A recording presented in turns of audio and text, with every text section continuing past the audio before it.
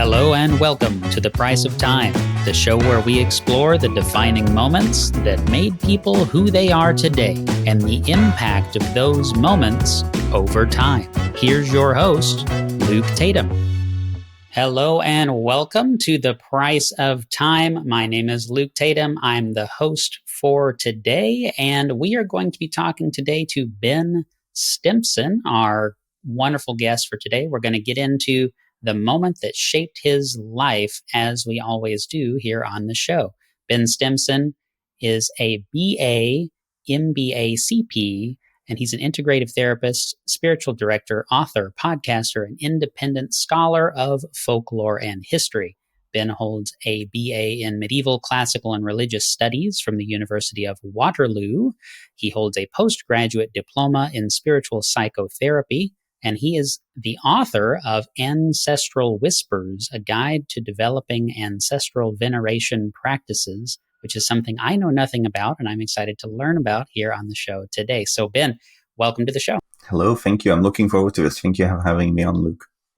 Absolutely. Yeah, it's my pleasure. So, if you would, let's just start with kind of what is the moment, the one thing that we're going to be focused on here today. You know, what's obviously, you are who you are now, and you were someone different in the past, right? There are things, there are key moments in life that shape you, and so that's what we're going to key in on. So what's the key moment we're going to talk about today? The key moment of mine was a particular moment in September of 2015 when I suddenly became aware that a big decision needed to be made in my life. And I was completely unaware of it before an opportunity presented itself in that moment. And I got a body sensation that something was big, something was working behind the scenes, something like clockwork was happening. And I needed to either get out of the way and let it happen or go with that flow. And so I had to be very, very conscious and aware in that moment. And as it turned out, the decision I made was perfectly right. And here I am now with all those beautiful titles that I have. Okay, so all of that happened after this moment then? Yes, very much. Wow, so, yes. Wow, okay. So definitely a big decision, or a big moment, I should say. And so how long ago was this? How far from the moment in question are we? Well, so it happened in September 2015, so we're looking at 8.5 years. So 8.5 years of perpetually moving forward. All of the decisions I've made were really based on that main moment. I would be very different, and I don't think I would have accomplished all the things I've accomplished now if it hadn't been that kind of ball starting to roll down the hill. Well, so and the hope with the show, of course, is that others can learn from the key decisions that people have made, right? And so we want to get into all that. But first, before we really, really dive in, what was your life like? I mean, what were we changing from into, the Ben Stimpson of today? Totally. So I came from the United Kingdom when I was 8 years old. I came to Canada. I grew up in a tiny little town, middle of nowhere, really like everybody was related to each other and I wasn't related to anybody. I tried to escape to go to the city, and I did. I ended up going and studying social work when I was in my late teens down in Toronto. And I never really fit with that. There wasn't a moment in my life where I really knew what I wanted to be. No, I say that I did know what I wanted to be. But I was persuaded by people in my life, whether it be school counselors, my parents, other people, but that wouldn't be a viable thing for me. And so I chose what was on a list, which was social work, because I was very people-oriented and I was a good listener, things like that, right? Blah, blah, blah. So I go down to Toronto and I study social service work at the diploma level and then go to university. And it was just too much for me. I knew I didn't want to do that. And I got to a point where I was just dreading graduating because then I would have to go into that field after 4 years of studying this. So I dropped out. I had a mental health issue. I dropped out and I went and lived with my parents for 5 years, worked for them. They had a small business. My parents have been entrepreneurs forever. My family, and where the ancestral piece comes in, my family story has been entrepreneurs going back like 5-6 generations on both sides. Oh, that's awesome. Yeah, it's huge. And we can talk about kind of the spiritual stuff around that later on. But suffice it to say, I was just kind of going through the motions of life.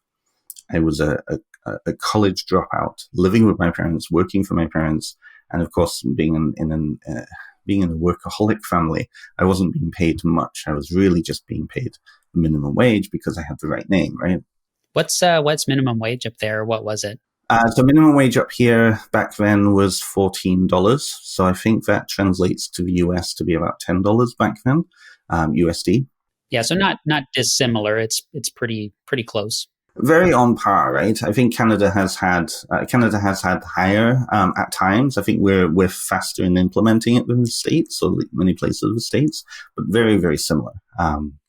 And being with the right name and being part of the family, it was very much you don't deserve to be paid more. So I just kind of lingered. And for 5 years, I basically just floundered. I didn't really know what to do with myself. I didn't have direction. And in 2014, I started a small vending business. I was like, you know what? Let's see if I can do this. So I had a lot of savings then. I made the mistake of buying in a load of stock. I should have gotten onto a drop shipping kind of bandwagon back then, but I didn't. And I just started going to festivals and fairs and things like that. And in 2015, I started doing, because I was selling crystals and Buddhist stuff and like little statues and holistic stuff, right? And so I started going to a psychic fair and just vending at psychic fairs and like hippie festivals and new age festivals, things like that. And it wasn't really giving me the income that I was looking for, but it was also, more crucially, getting me out of the house, because we also happened to live and work in the same building. Like literally workaholism there. Everything's in one building. I wasn't really going anywhere. Guilty, workaholic. My wife and I joke all the time that we're both workaholics, and I'm also a college dropout. So similar. I mean, I don't want to say a similar story because I haven't heard your story yet, but the foundations here are eerily familiar. It's one of when you speak to a lot of people, I feel like a lot of people have gone through that and trying to find out what they were wanting. I mean, 18 years old, I think, is too young to really know what somebody wants to do with their life, especially the way the system is set up. And I mean, the huge amount of money that people are paying in North America. Canada's a little better than the States, of course, but it's still a huge amount of money. And then after 4 years or 6 years, you have people who don't know what to do with themselves. They've just gone through a whole degree program, and they don't know what to do with it. And that was me. But in my case, I had all of this education, but I had nothing to show for it. And so I had no way of gaining employment outside of that. And so in 2015, I was starting to get out, starting to reconnect with people, starting to, make connections. And the community I was living in, there was about 8,000 people in the middle of nowhere, right? So very, very different from living in the city. Very different from the opportunities were not there. And I was depressed. I was depressed the whole time because I wasn't moving forward. I wasn't being who I should have been, right? So that leads us to 2015, which is when this big thing is. So, and I say big thing. That's kind of non-specific language, but the transformative moment, the thing you alluded to before, right? And so this bodily sensation of things have to change, basically. So walk us through that. I mean, if you could drill in a little closer to exactly what that was like and what led to all these other things. So the summer of 2015, I was really starting to get out there. That was the first summer of my business. Previously, I had been vending at a small flea market and really wasn't generating, like maybe $200 a month. Really, it was a hobby more than anything else. But with these festivals, it was traveling around, going to places I'd never been to before and connecting with people I wouldn't have normally connected with. And so in September, I was at the psychic fair and I mean, typical vision of what a psychic fair is, a lot of people like floating about and doing their thing and being who they were and whatnot. And the woman whose table was next to mine was selling, she was a local psychotherapist. And she also had a large room filled with books that she operated a small business out. And so she was running the book table. And so we started talking and chatting. And as it turned out, she was her little place in the city. It was about an hour and a half south of where I was living, was a satellite campus of a place in Toronto that has been running for like 30 years. And I actually knew about this place when I was going through social work years before. And I thought maybe that would be a good program for me to take later on. But it was out of scope. By that time, I wasn't even thinking of becoming a therapist. But she introduced herself. We started chatting. She said, well, I've got these classes coming up and starting in a couple of weeks' time. And they feel like they will be a good fit for you. And they were self-development classes, they were assertiveness training, they were all sorts of things. They were exploring yourself, right? They were personal development classes. And at that moment, as I was driving home, the hour and a half going home, I started getting this weird feeling. And it was that uncanny feeling that you get when a coincidence has happened. And I don't mean just a coincidence, like, oh, somebody, happened to be passing by and, you meet up with them. Like the type of coincidence that you see sometimes spoken about online, where it's like, a husband and a wife are going through photos, and it turns, and the husband of a wife sees themselves in their partner's photo from like 30 years before, Right, and a place that they would never have met. They didn't know each other, right? And it's just this bizarre kind of thing where they were in the same place at the same time, but didn't connect. That sliding door sort of situation, right? Mm-hmm. Like a synchronicity type of a thing? Synchronicity, exactly. Yeah. Exactly. And synchronicity, as it turns out, synchronicity is a big part of what this training program I eventually went on talks about. Cool. Very cool. Okay. Very Jungian in approach, transpersonal. And how I experienced it was this like uncanny dawning feeling that something was happening. There was some connection here. There was something, I was in the flow. There was some kind of a flow going on. And I could either fight against it or I could go with it. And so I decided, like back then, I mean, the commitment, I had a smart car too, so it was a little easier with gas to go back and forth, but it was going to be a huge time commitment. It was on Tuesday nights, 6 o'clock. So I would have to leave home 4:30 and drive down and then drive up again. So 3 hours of driving for a 2-hour class. Like, what was I thinking, right? But I had this feeling, this is something I should really do. This is something I need to do. And as it turned out, as I decided to do them, started to drive and take this 8-week course, and then I was hooked. And she had a series of 8 or 9 classes, and they were all curriculum from this school in Toronto. But eventually, after 2 years, I decided, I'm going to apply and try and salvage the social work education that I had. And go and train as a psychotherapist, which I ended up doing. And that was a huge commitment because it was in Toronto. Of course, I was living up in a little place called Hanover at the time. So 3 hours away as opposed to just an hour and a half. And I decided to do that. And it was one of the only routes I could go forward with the amount of education I had, but not having a BA at that time. So I didn't have my BA. And they accepted me because of I was able to prove all these courses that I had. I had my transcript, and they took me on. A year later, they had to change that so they couldn't accept people in that route. So it was one of those, I just got in there just right. And so throughout the kind of following years, I seem to always find myself in that position of I just got there at the right time. That's so interesting because, again, my wife and I have this conversation all the time. We were having this, I'm forgetting right now what it was about. We just were talking about this morning, how it's like so weird that we have like perfect timing on things. It's like I started in the finance industry right when, that's what we were talking about. We were talking about the finance industry. And so for most of time, finance has been like paper applications. Like you think about where banking is, modern banking, the insurance world and financial world is 10, 20, 25 years behind in terms of technology. And so we were talking about how like right when I got into finance is when everything started to be more digital focused. Now we can do electronic signatures and I have clients in half of the states basically here in the US. And that wouldn't be possible, without me going on an airplane every single day to go all over the place. Not that long ago. And so it's just like, it's a very interesting kind of doing the right thing at the right time. And, at least as far as I believe, you kind of feel that. So talking about your physiological sensation, like if you're doing the right thing at the right time and you kind of are, are doing what you're meant to do, then that's like a sensation. It's not just, oh, wow, how would I know? It's like, no, you'll know.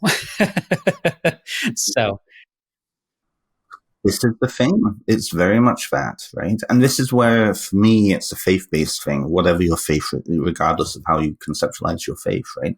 But I do know a lot of people will say it's like that when that angel appears, when you're like stuck on the highway and suddenly an angel appears, like random guy with the truck that just has the right equipment for you to get out of the ditch or whatever, right? And I've had that experience myself, right? It's that divine timing kind of thing, right? And for me, it was like there were so many things that took place in the years just after that moment. 2016, because of the amount of development I still needed to do, I had a series of people come back into my life, 7 of them all in total, through bizarre circumstances. And every single one of them contributed to this development of me, either for me to heal myself or for me to let go of things or for them to let go of things. And when I say it's bizarre, like the last one, the final one of that year, came back into my life because of me deciding to do this program of self-development classes and also then going on and studying at the main school in Toronto. I'd moved to another city to be closer to that campus in 2018. I reconnected with this person at the end of 2016, just online, and there was a lot of anger between us still. There was a lot of interpersonal stuff. He was my best friend at one point, and there was a lot of connection still there. And when I moved to the other city to be closer to Toronto, it turns out, because it took us several years to actually get, to a point where we would meet up and we would actually talk about things. It turns out that the office I was renting for my practicum was literally next door to his therapist's office on the same row. Right? It turns out that his office, because he's also a therapist, was like 5-minute walk around from where I was living, and I had no idea. Like it was bound to happen. We were going to run into each other. And how can you explain that sort of thing? Right. I know that there's a lot of people out there that ascribe no importance to things like that, right? It's a statistical near impossibility, but these things happen.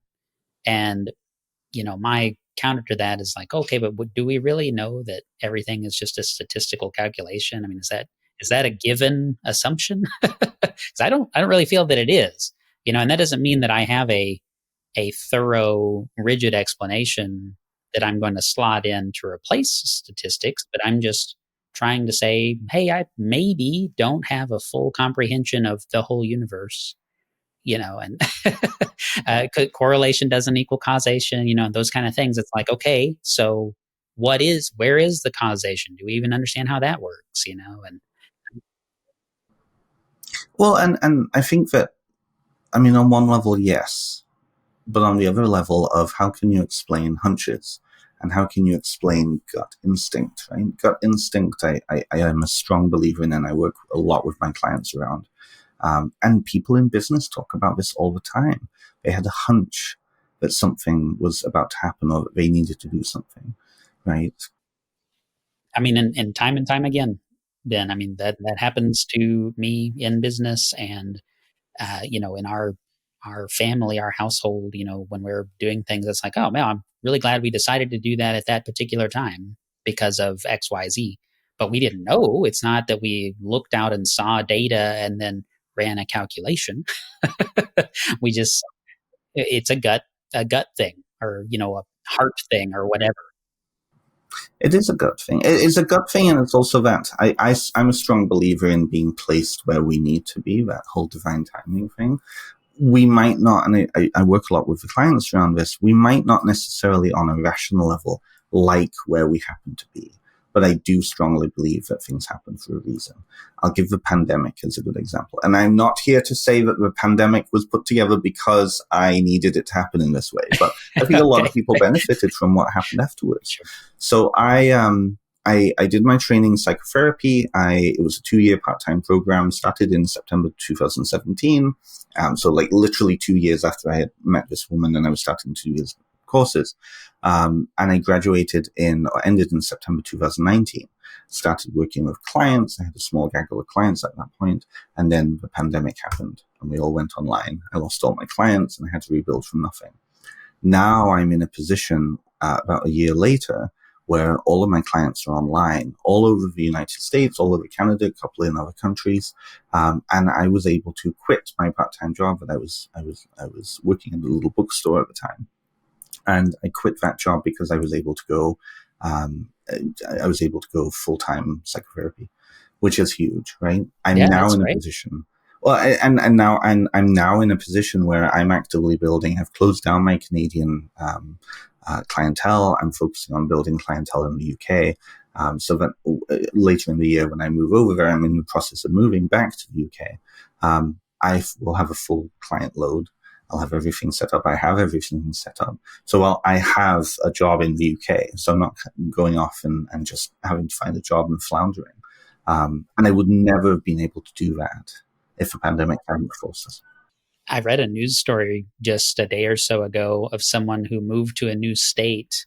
They went to their new job, so they were expecting relocation assistance, that sort of thing. They moved to a new state. They start working at this new job, and a few days into their job, they're told, "Hey, we didn't actually hire you." And so, what? right. And so, just imagine.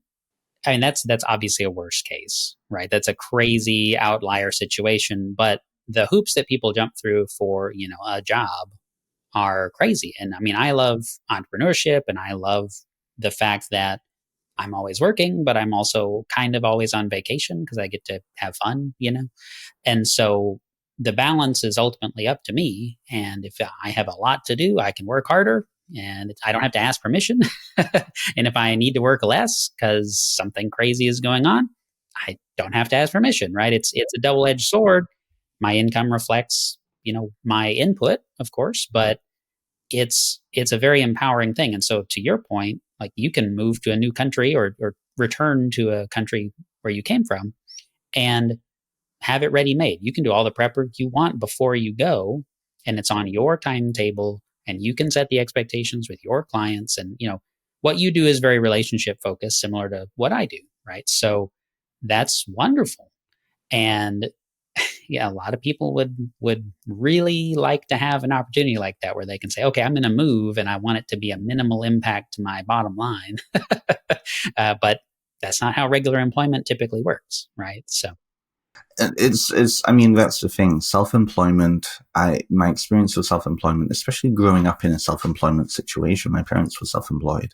I can see how much hard work, and you know this too.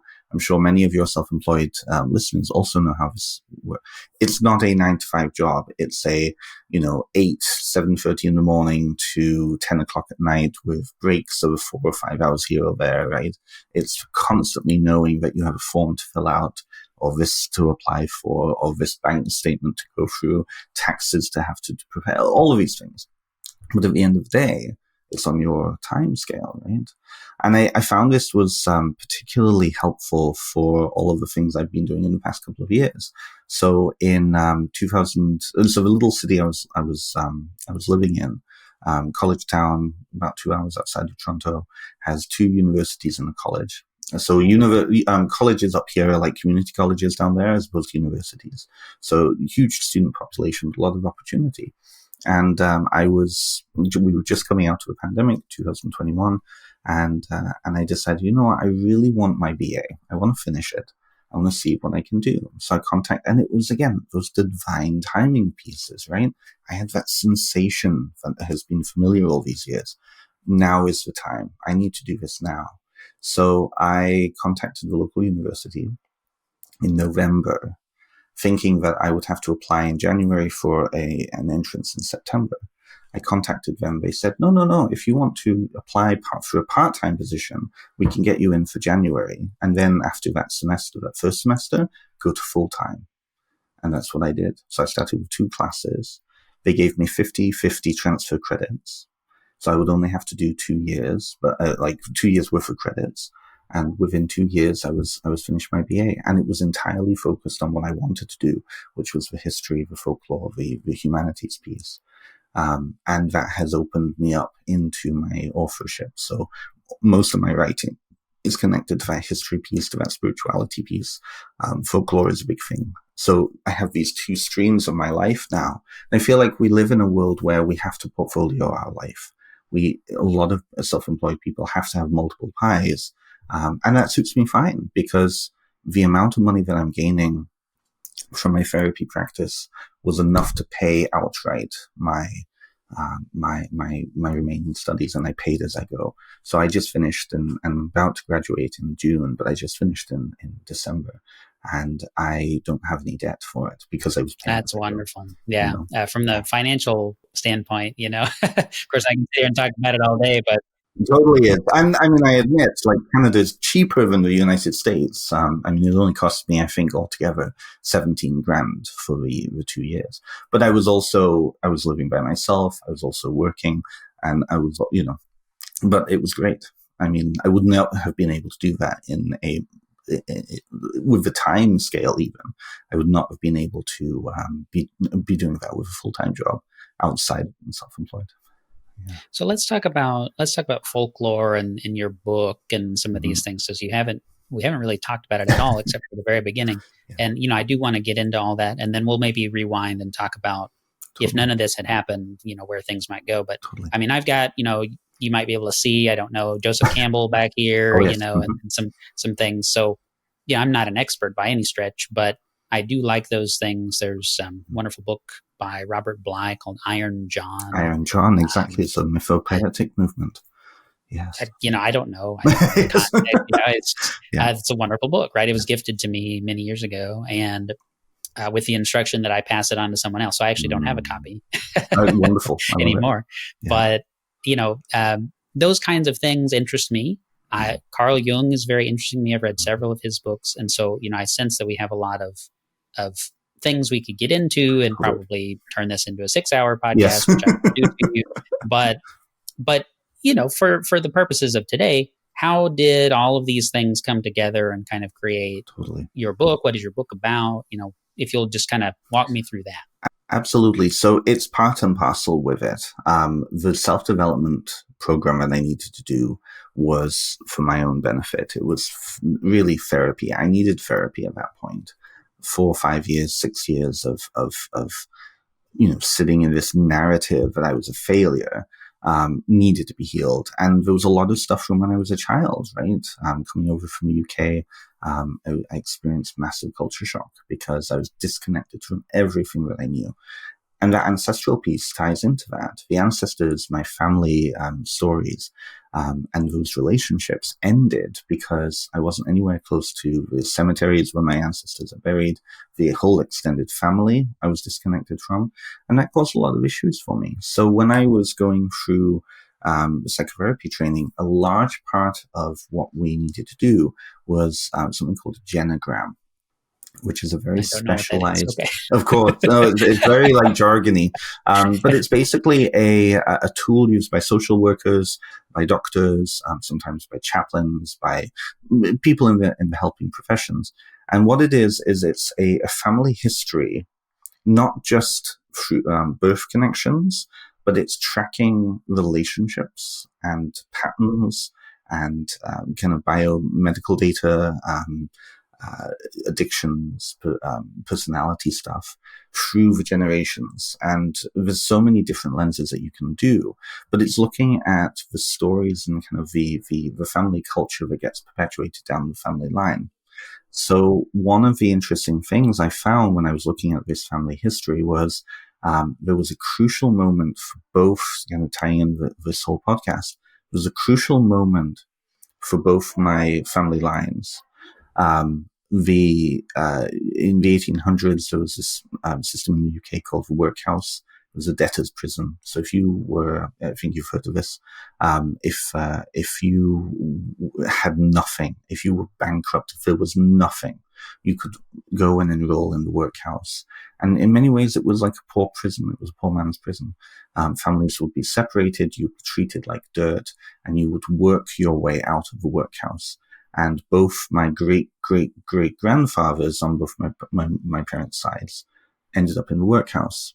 And that's when the story in that family, both of those families, of you need to be a self-made person, you need to never be in this situation again, went down the family line. So you can follow, just in the professions, a lot of tradespeople, self-employed tradespeople, plumbers. Both my grandfathers were plumbers. Both my great-grandfathers were involved with the black market trade during World War I, right? Going to the American ships in Liverpool Dock and trading for, luxury American items to then sell to the local community. Before that, then there were cobblers. So a lot of self-employed people. And I think that's in why my parents ended up gravitating towards each other, because they recognized that they both came from the same sort of stock, and that came into me. So it's very interesting. I'm sorry to interrupt you, Ben, but please. It's so interesting because I think there's this stereotype. I know there's this stereotype of ivory tower intellectuals. You're a scholar in some sense, right? And so that you would disdain the working man, and kind of have this you would never want to work in the trades. You would never want to be a plumber. And I mean, also even embracing your genealogy, your history, and some of these things, knowing about it at all, because I think there's a lot of, again, assumption stereotypes that would just say, well, why would you care? You're going to go kind of do your own thing and just burn the past to the ground for the sake of whatever new innovative thing that, you want to get into. And so, you're not doing that, so I just think that's very, very cool. I wanted to make that comment. It's one of those things, socially speaking. I mean, especially in Western North America, the idea of being an individual is so much more important than collectivism. When you look around the world, collectivism is the norm, and really the Western world is the outlier of that. But I think that family piece is really important, and I feel like a lot of North Americans, at least, either only have their past few generations, or if they're more recent immigrants, their grandparents or even great-grandparents came from the old country, they have that disconnection, right? So I feel like that definitely ties into it. For me, I had that experience. I had no idea about this history. And that was the reason for this program to put this as the big project, to find out what has shown up in us. Because what happens is, when none of us are disconnected from our family culture, we grow up in a certain culture context within our family. We're raised a certain way because of how our parents were raised, who then raised them and who raised them, and so on and so on. And so that family ancestral piece has come down through generations. And at that point, it was really important for that spiritual connection to family too. I think a lot of people have become interested in that because movies like the movie Coco, or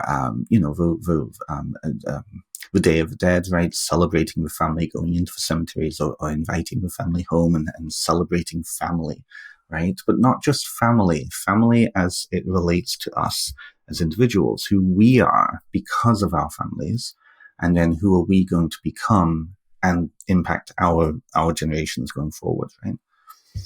So that was a big piece. And I'm sorry, I think I'm losing track of a question here, so I'm hoping I'm answering We're going to get to the book. We're going to talk about So the book, So when I graduated in 2019, I was like, okay, I need to figure out what is going to be my portfolio. What am I going to offer? Because nowadays, a lot of therapists offer classes and courses. You just have to, right? And so I started to put together a family history, kind of family culture course for clients. I wanted to condense it and create an experience. So I started writing it, and then the pandemic happened. And of course, we were all forced online. So I was like, okay, this is cool. I can deal with this because it's going to be a lot less expensive than renting a hall and, getting people physically close. So I ran the first version of it in 2020. in September, met with some really cool people, and we just explored these family pieces. But we explored these family pieces from a working with the ancestors as a spiritual approach. So very similar to the way the Mexican Day of the Dead or the Catholic Day of the Dead goes, inviting the family into the space or going and visiting the family as still not living beings, but as still being in existence somewhere.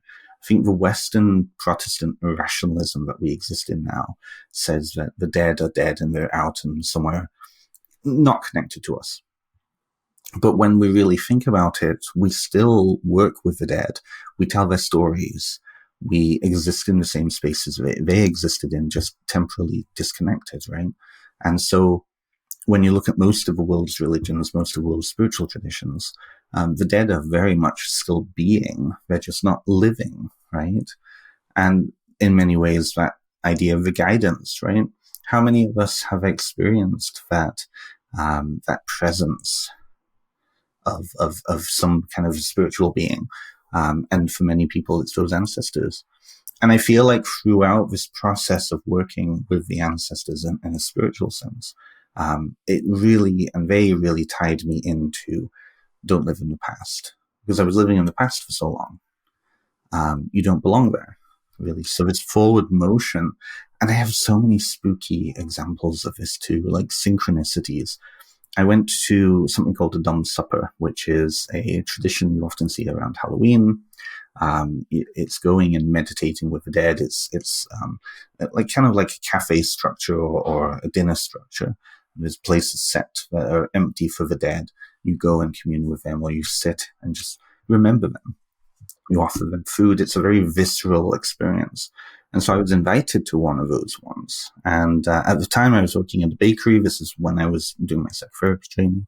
And I went in and I was like, okay, well, I need to bring something because it's potluck. So I grabbed a load of butter tarts, which I don't, do you get butter tarts down in? Don't know what that is. No. So imagine like, it's a tart, filled with like really viscous caramel and raisins. It's delicious. Okay. It's very, very nice. I would love that. They're very good. I'm sure you can find them somewhere down there, maybe at Walmart or somewhere at Walgreens. Or, we happen to be in Walmart country. I don't want to derail the conversation. Of course. Walmart is based in Arkansas, and that's where we live. And so totally. There's Walmarts everywhere. Everywhere. Yes, everywhere. Yes. Like Dollar Trees exist everywhere in Kentucky. No, totally. They're even worried. I mean, Dollar Trees are all over the place here. They're building new ones. You can't go anywhere without seeing Dollar Tree. But yes. Walmart is anyway, it's everywhere. Yes, it's everywhere. Yeah. Well, so get back to the story then. I took these butter tarts to this, and I gave them to the woman who's organized this dumb supper, this silent cafe, and she bursts out crying.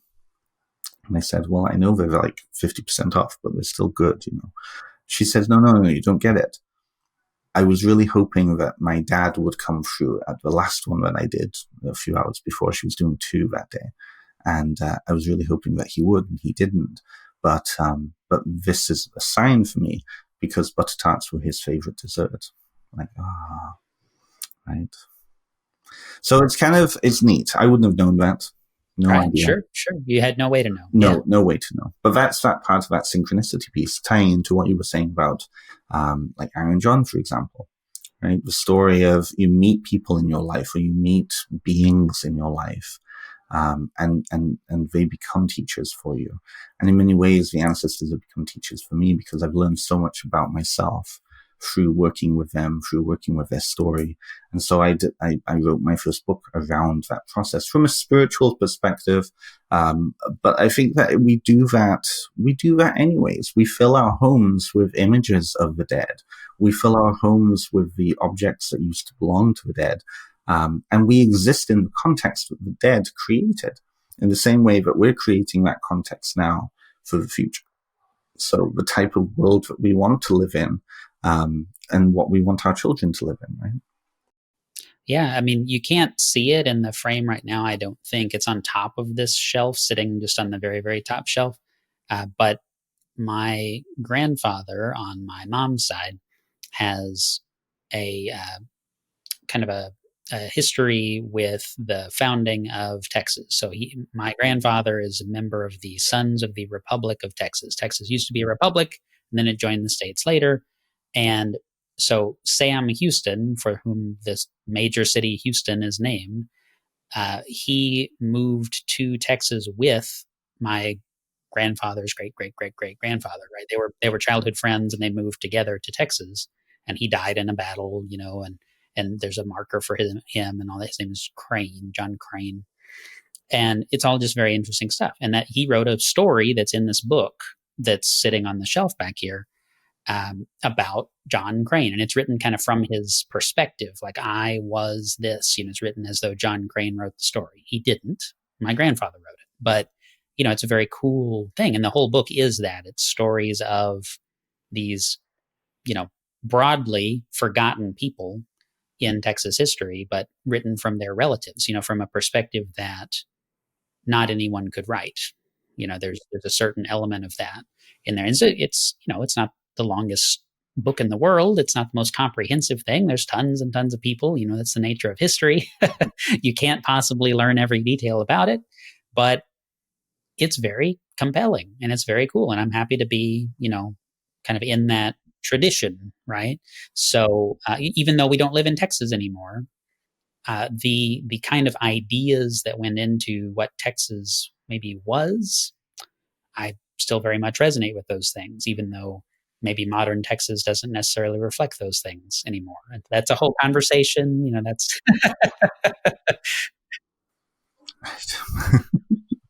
The whole other conversation, absolutely. But what was really interesting there is you said something really important, which was, the ideals and the pieces there still resonate with you. And you are a product of that history too, right? This is where the whole divine synchronicity piece comes in, is that, when we really think about it, what are the chances that two people in a huge world filled with people would meet in order to create children that eventually led to you, right?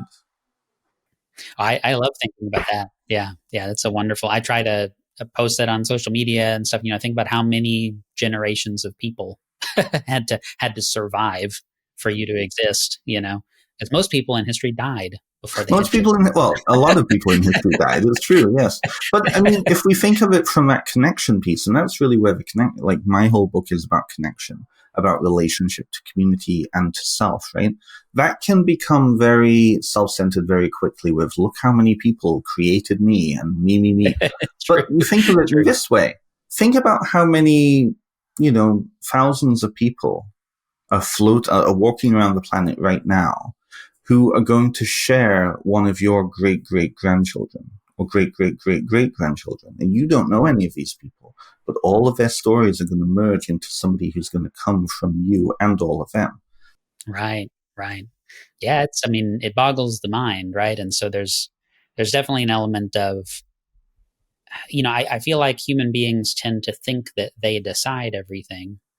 And really the majority of what shapes your decisions are, things that have been incorporated into you, but that you don't actively think about, right? You don't go, okay, what is every level of profundity that I could contemplate before you decide what to eat for lunch, right? You just don't do that. You eat that because that's what you used to eat as a child or whatever, right? And it's that family history and genealogy and some of these other things, that kind of goes into that in an unspoken way, and that you will never contemplate unless you shine a spotlight on it and all of that. So it's cool that you're shining a spotlight on it. Well, I thank you. And it's like, I feel like people get it, but they need to point it out. And in many different ways. There are many different ways to say this. But what I love is the idea of it's an unfolding as opposed to a fatalistic, it was always going to happen, right? And this, I have a tattoo here, people can see it. So this is the bind rune. It's a Nordic symbol. It's a new symbol. It was only created a few years ago, but it's based on older understandings. And the Scandinavian understanding, and by virtue Irish, because I know Irish is a big thing for you too. The understanding of the North Sea when it comes to fate, very different from Greco-Roman and Christian, which is that there is a central deity that is always there, figuring everything out for everybody. In the Nordic understanding, fate is more like a tapestry that's constantly being woven in every single moment. And where the whole like Viking sense of valor and heroism came in was how you as an individual faced whatever was coming at you. Because whether or not, like, you couldn't control what was coming at you, but how you faced it impacted what happened next. And so it's that cause and effect piece, right? Sometimes we have to deal with things where, there's a stream of something going on that just veers into our lane.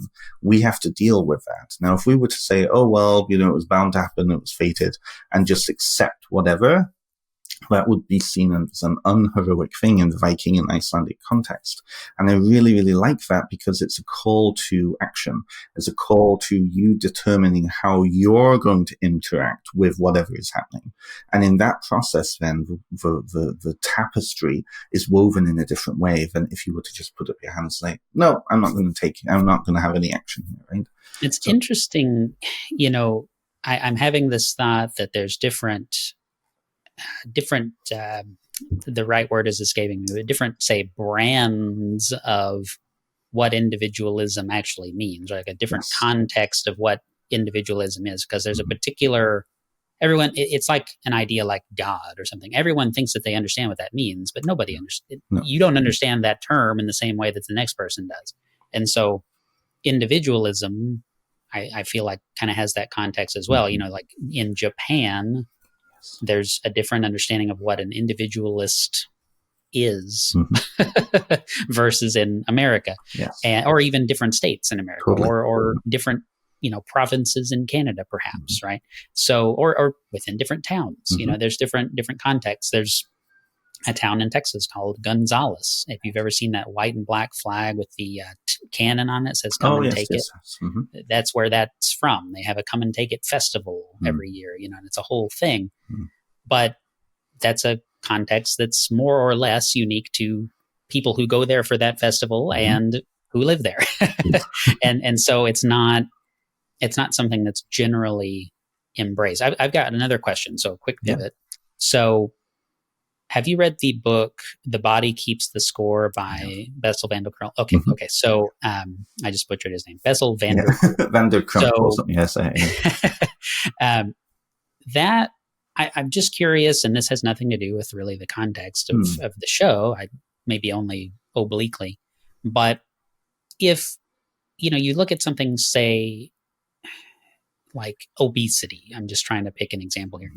I think there's a popular understanding, at least within certain aspects of the medical community, like, oh, that's, it's got a genetic component, like you can inherit this like obesity thing, whatever it is, gene or whatever. But I would say that it's more the social context of your genetics, right? It's we eat this way. And so of course you're going to raise your child to eat the same way that you eat, unless you make a drastic change, which is unlikely.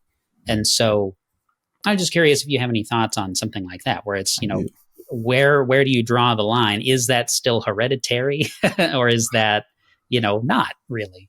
Well, it's both. That's the thing. It's both. There is an emerging field of genetics, which show how certain traumas in life and how certain environmental factors will affect genetics. I can't think what the term is. I want to say ergonomics, but no, that's something totally different. Okay. That's It's very early morning. That's all right, but this form of genetics talks about how certain genetic markers are activated through external pressures and traumas. The biggest one is the Holocaust, for example, right?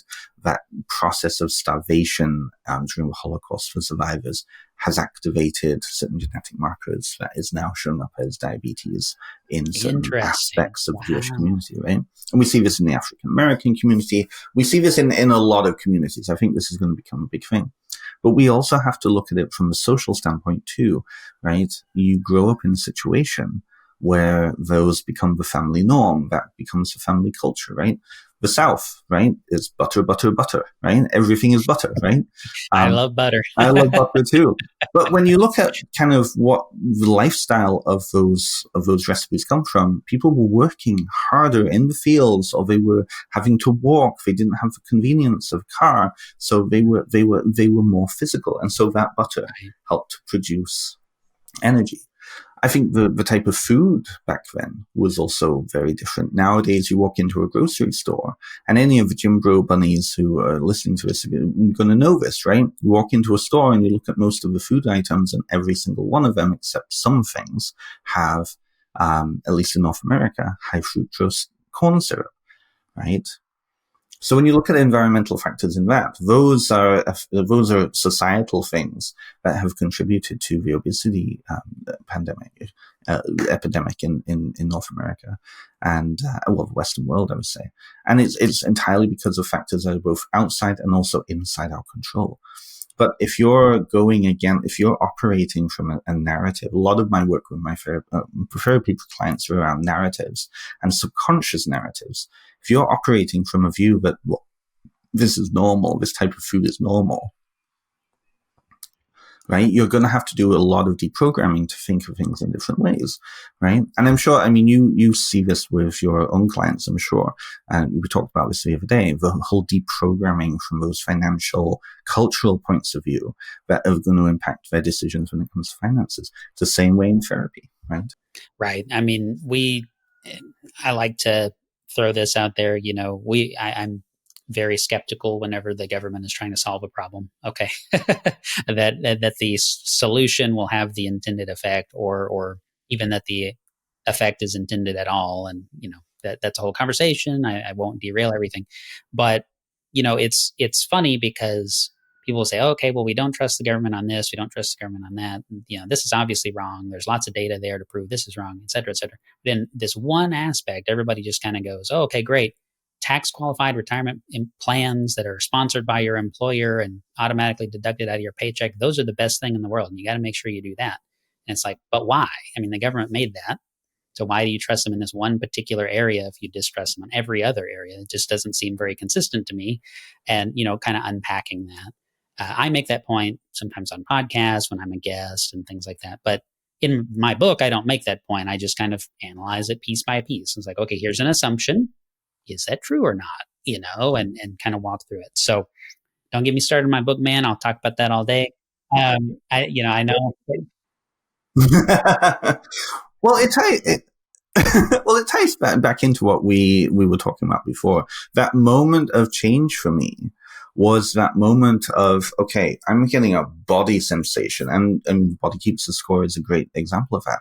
The body is telling me, my rational head, where the narratives are, that something is wrong, something is different, something needs to change, or something big is about to happen, and I need to prepare up here. Because we often this is what gets in our way often, right? We can only be rational to a certain point. Before we start to actually need to have that experience piece, right? So the merging of the heart and the head, bringing in Iron John, right? The whole mythopoetic movement, right? It's all connected. It's the bringing together of those aspects. Now, Western society tells men particularly, you have to stay up here. This is where your strong point is.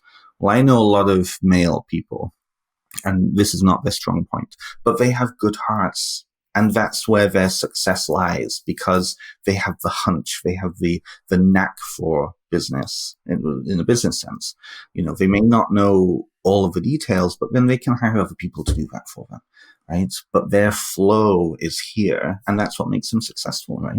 Other people, it's up here. This is what's going to make them. So it's bringing those, it's individualism within a framed context of community. I think that's a really important piece. I like the way you said that. Mm-hmm. The whole thing with the, say, divine masculine, divine feminine, getting and all that, that's a whole, another episode, that would be a lot of fun.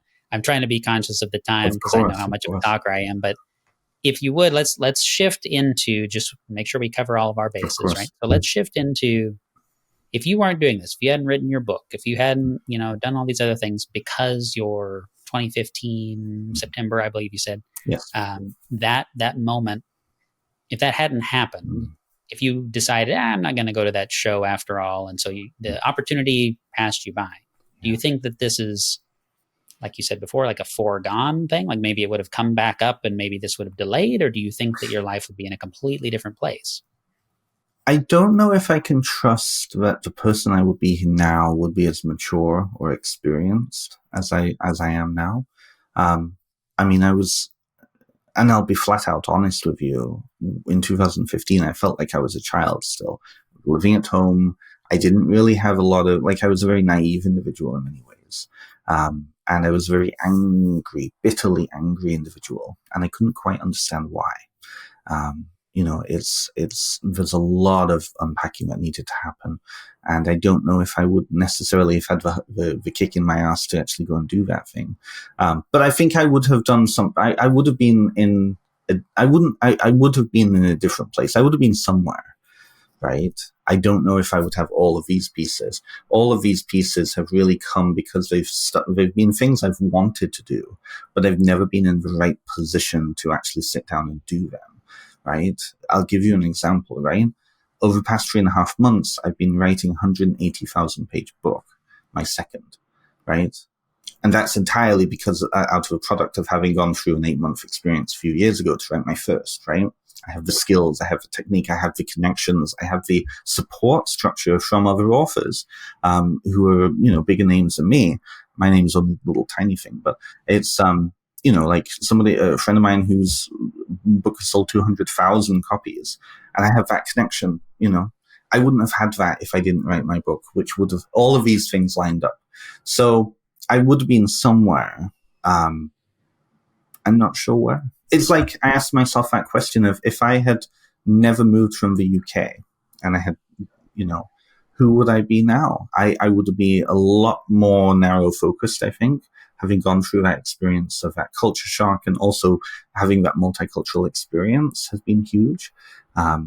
So I don't know if I would be as curious about life and the world if I hadn't gone through that. Same in 2015. Sure. Well, so why don't you tell me kind of where people can learn more about your work and what's your current, I guess, array of things that you'd like to send people to and have them check out. Of course, we'll have links to that in the description, and all that. But, just verbally kind of walk us through what's the right fit for everyone and how they can learn more. Of course. So because I have kind of fingers in multiple pies, for benstimpson.com is really the place where everything is. I teach classes, particularly around folklore and history and kind of witchcraft stuff. It's kind of my more focus in the humanities. I have Patreon where there is a class archive on there. I've been teaching classes for the past few years online, so there's a lot of material on there. For my therapy stuff, I have my website as well, benstimpson.com. I can work with people in North America. Most of my focus is on the UK now. But if anything here has jived, spiritual direction is very similar. It really goes into that kind of mytho-poetic connection point with divine, with whoever you have, or whatever you happen to conceptualize that with. It comes to relationship. My podcast is really connected to my book. And that was a really big piece around promoting my book and promoting my work, was connecting with other authors in that niche. So if anybody's interested in kind of a metaphysical community or the witchcraft or Wicca community, most of my guests have been authors on that. And that's available on YouTube, Spotify, and all that. So everything's on benstimpson.com. And I also have a Facebook page and social media pages, Instagram, and all that. So. Cool. Well, we'll link it all below and hope some people will decide to check those things out and support what you're doing. I definitely need to check out your book, it sounds like, after our conversation. And so, that's all very exciting. Any last final words as we wrap things up here? Is there any, unresolved little thread in our conversation? I think we covered everything, Luke. Honestly, this has been a lovely, lovely chat, and I've really enjoyed it. I will say that because I know a lot of your listeners are connected with the finances stuff and the financial piece, I will say that look back into your family history. Look back at those moments and those stories, because undoubtedly, I mean, I certainly found a lot of inspiration knowing that successive generations of my family have built from nothing each time. One of the big pieces of my family has been that things have not been handed down. It's always been the onus to build our own stuff. And that's allowed us, many of my family, to go and pursue our own passions and pieces like that. Look back in your family line to find those individuals, those ancestors who you can look up to as heroes, as legends, as people to gain inspiration from, and know that the same blood that's in them is flowing in you. I think that's a big piece there. Yeah. No, I'm glad you said that. So, Ben, thanks so much for all your time. It's been an absolute pleasure. Blast having you on the show. We're just right shy of the 1 hour mark, so I think we timed it perfectly. And I'm going to close it down, but I will see everyone on the next episode. And again, check the description box below to see the links to all of Ben's fine work. Thank you all for being here. Thank you so much for listening to The Price of Time, hosted by Luke Tatum. Subscribe to us for more episodes. Check the description box below to learn more about our guest. And if you found this episode valuable, please share it with a friend.